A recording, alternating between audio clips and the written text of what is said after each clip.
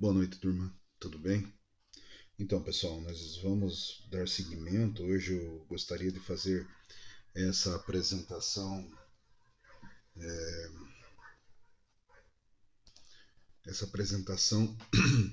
né, em Google Meet, mas minha internet está muito ruim, pessoal. Ela está oscilando demais.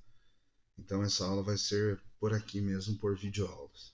Então, nós estamos na aula 3 e 4, na verdade. Estou colocando a aula 2 porque é conforme as semanas, né? Aula 2 de toxicologia. E nós vamos estudar a classificação das substâncias tóxicas. Então, o que a gente vai ver nessa aula, né? Classificar as substâncias tóxicas ou agentes tóxicos de acordo com suas características específicas, seguindo as definições adotadas pela Associação de Padrões Americanos. Então, uma aula bem relativamente curta, tá, pessoal? Mas enfim, é só para a gente se situar aí. Então, a primeira forma que a gente vai classificar as substâncias que podem se tornar tóxicas é chamada classificação física, tá? Nessa classificação física, nós vamos classificar pelo tipo gases, vapores ou partículas ou aerodispersóides. Então, tudo isso aqui, né, é interessante que vocês entendam, ela vai estar dispersa no ar, de uma dessas três formas. Ou é gases, ou é vapores, ou partículas, ou aerodispersóides. Vamos entender então, turma, essa diferença. Tá? Primeira coisa, os gases. O que é um gás? Qual que é a definição de gás? Gás é uma substância que é condição ambiente. O que seria a condição ambiente? Pressão atmosférica de 1 atm e temperatura de 25 graus Celsius. Tá? A essa temperatura e a essa pressão atmosférica, a substância química ela se comporta como gás, ela está no estado físico gasoso. Então, o primeiro tipo, né, são gases, então são fluidos sem forma que permanecem no estado gasoso em condições normais de pressão e temperatura. Ou seja, quais são as condições normais de pressão e temperatura? Talvez vocês já ouviram um termo na química chamado CNTP. É a abreviação de condição normal de pressão e temperatura. Pressão de 1 atmosfera e temperatura de 25 graus Celsius. Quais são? Monóxido de carbono, o CO, é um gás extremamente tóxico, tá? Eu não sei se vocês já viram, ou já leram, ou já assistiram em algum filme. A partir da década de 2000, a partir do ano 2000, os automóveis eles foram obrigados a colocar no escapamento do automóvel é, o catalisador. Então, o catalisador ele transforma o monóxido de carbono em gás carbônico. O gás carbônico ele não é tão tóxico para nós. O monóxido de carbono ele se liga na hemoglobina, lá na célula vermelha, ele se liga mais forte que o oxigênio, para vocês terem ideia. E a pessoa que está num ambiente cheio de monóxido de carbono, a pessoa ela não sente, ela começa a se sentir atordoada apenas, dá uma sonolência e ela pode desmaiar. E se ela permanecer no ambiente, nesse local, ela vai entrar em óbito, né? E daí, para desintoxicar ela, é preciso colocar ela numa câmara hiperbárica de oxigênio. Então, para poder desintoxicar de tão forte que o monóxido de carbono se liga. Antigamente, como eu estava falando, lembrando vocês de exemplo de filmes, antigamente tinha um filme, é, ele mostrava nos filmes que a pessoa quando queria se matar, ela ligava o automóvel dentro de uma garagem fechada. E de fato, acontecia esse tipo de acidente, né? Se uma pessoa deixasse o carro ligado esquentando, antigamente tinha aquela coisa de esquentar o automóvel antes de sair, né? Aquecer o motor, e o ambiente estivesse fechado, o escape ele jogava muita concentração de CO no ambiente e a pessoa às vezes ela poderia entrar num estado de letargia, de sonolência e vir a se envenenar, tá? E tinha gente inclusive que se matava assim, dessa forma, né? Porque era inodor. Só que, claro, hoje os automóveis, né?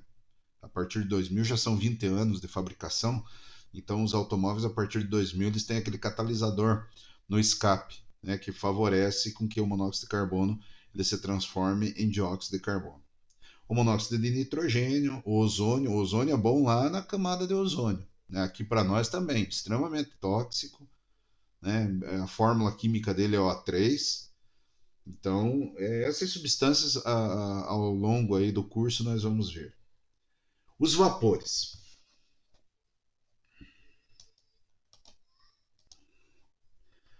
Os vapores, a forma gasosa dessa substância em CNTP, em condições normais, ambientais, lá, 25 graus Celsius e pressão atmosférica de 1 atm, ela pode ser sólida ou líquida.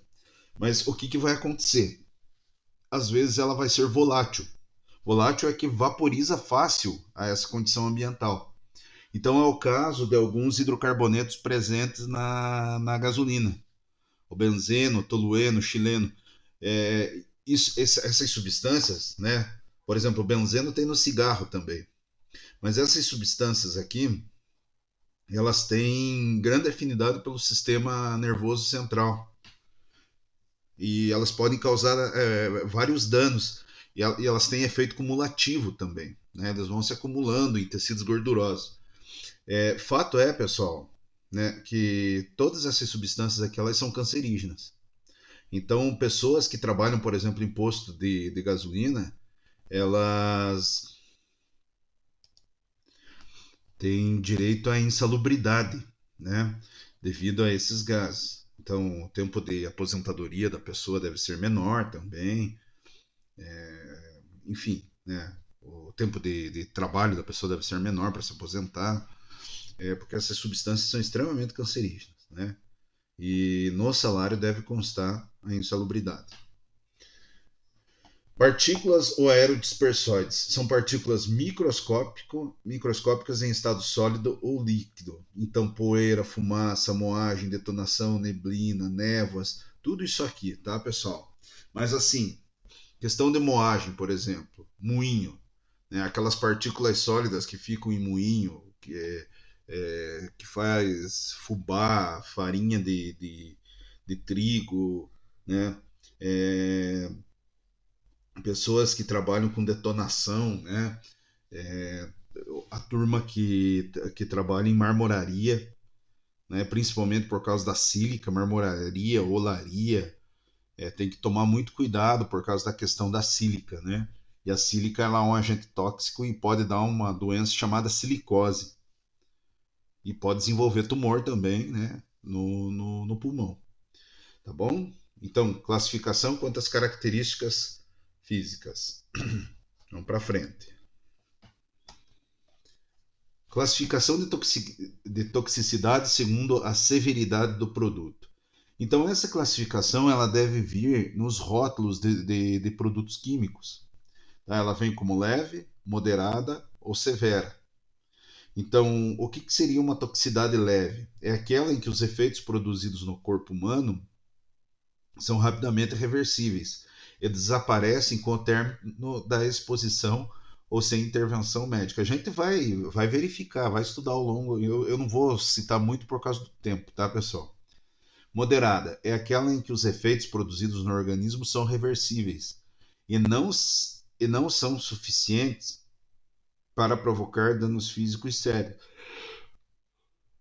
ou prejuízos à saúde. E a severa é aquela que ocorre mudanças irreversíveis no organismo humano, suficientemente severo para produzir lesões graves ou a morte, né? Então, esse grau de toxicidade ela deve vir marcada, né, no rótulo do produto químico que vai ser utilizado. Existem outras classificações, isso aqui é bastante complexo, tá, pessoal? No Brasil é aceito essa classificação, mas, por exemplo, em rótulo de água sanitária, você pode ver a classificação da toxicidade, tá?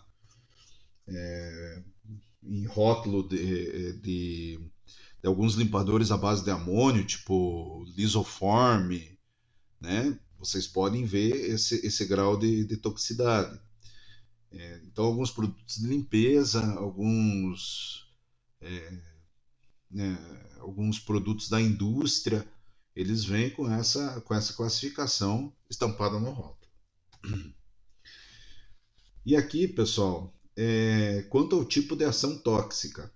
Então, quando falamos sobre a ação tóxica, entendemos que as substâncias químicas agem em um determinado local no organismo, provocando assim uma alteração. Neste caso, as substâncias podem ser classificadas principalmente como. Então, a gente pode classificar substâncias e aí vai a importância do nosso estudo. Também fármacos, tá? Substâncias, peçonha de animais, venenos de animais, peçonha e veneno é diferente, eu vou explicar numa próxima aula, e fármacos, tá? Podem ser classificadas como neurotóxicas, hepatotóxicas e nefrotóxicas. Então, olhem aqui, o que é neurotóxicas? Neurotóxicas é quando atuam sobre o sistema nervoso, sobre os neurônios, né? Neurotóxicas. Sistema neuronal, sistema nervoso. Hepatotóxicas é quando atuam no fígado. Então, hepato, né? Atuam lá no fígado. Nefrotóxicas é quando atuam nos rins. Então, a gente tem essa classificação aqui. Tudo bem, turma? Para vocês terem uma ideia, pessoal, existe um medicamento chamado tacrolimus. O tacrolimus ele é utilizado de forma, às vezes, tópica, pomada, creme, para doenças autoimunes, como lúpus eritematoso, artrite reumatoide, né, psoríase, né, que é aquela, ele pode ser usado de forma tópica. Desculpa, artrite reumatoide não. Artrite reumatoide ele vai ser usado, ele pode ser utilizado por via oral. E para pessoas que fazem transplantes, tá? Também ele vai ser usado, porque ele é um imunossupressor, né?